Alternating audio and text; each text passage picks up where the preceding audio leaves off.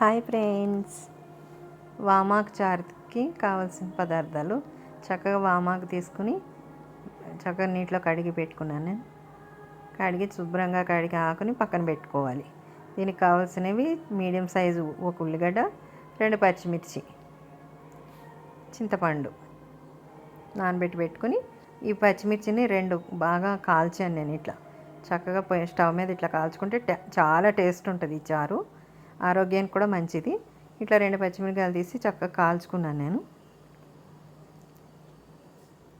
కాల్చి ఈ పక్కన పెట్టుకుని స్టవ్ మీద బాండి పెట్టుకోవాలి. ఆయిల్ కొద్దిగా ఒక 2 చెంచాల ఆయిల్ పోసుకుని జీలకర్ర, ఆవాలు, ఎండుమిరపకాయలు వేసి తాలింపు చారుకి ఎట్లా తాలింపు పెట్టుకుంటామని ఈ పచ్చిమిర్చి కాల్చుకున్నాయి అవి వేసేసి ఒక ఉల్లిగడ్డ, ఎండుమిరపకాయలు అన్నీ తాలింపుకి వేసేసి బాగా కొద్దిగా హాఫ్ వరకు ఫ్రై అవ్వాలి. ఇది మీకు ఈ వీడియో నచ్చితే తప్పనిసరిగా లైక్ చేయండి ఫ్రెండ్స్. ఇది ఆరోగ్యానికి అయితే చాలా మంచిది. వామా కర్రీ తెచ్చుకున్నారు కదా పక్కన, అది అందులో కొంచెం ఫ్రై అవ్వాలి. బాగా వేపక్కర్లేదు, ఇది ఉత్తగానే ఫ్రై అయిపోతుంది. చక్కగా ఫ్రై చేసేసుకుంటే ఇందులో కొంచెం ఉప్పు తగినంత వేసుకోవాలి. ఇట్లా వేయగానే చక్కగా మగ్గిపోతుంది. ఇందులో తగినంత ఉప్పు,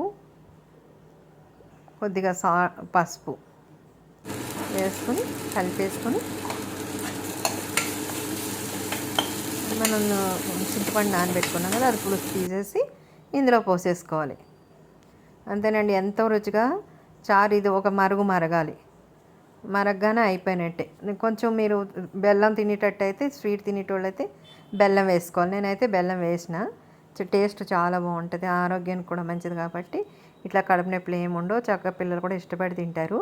మీకు ఈ వీడియో నచ్చితే లైక్ చేయండి, షేర్ చేయండి, సబ్స్క్రైబ్ చేయండి ఫ్రెండ్స్. Please like.